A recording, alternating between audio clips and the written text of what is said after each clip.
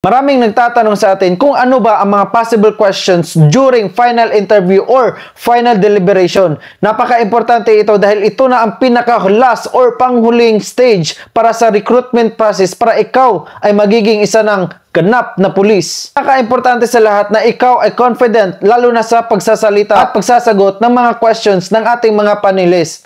Ano-ano ba ang mga bagay na posibleng i-questions during final deliberation?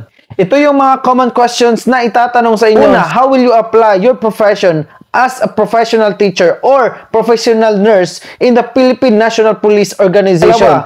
Bakit karapat-dapat kang piliin na maging isang ganap na pulis? Pangatlo, what can you contribute in the Philippine National Police Organization? Pangapat, give at least 3 reasons why do you want to become a police. Dapat ka maging confident at all times at maging snappy pagharap pa lang sa ating mga panelists. At ang panghuli, don't forget to pray and ask for God's guidance before you face them. Dahil ang Diyos lang ang nakakaalam kung ikaw ba ay dapat maging isang ganap na pulis.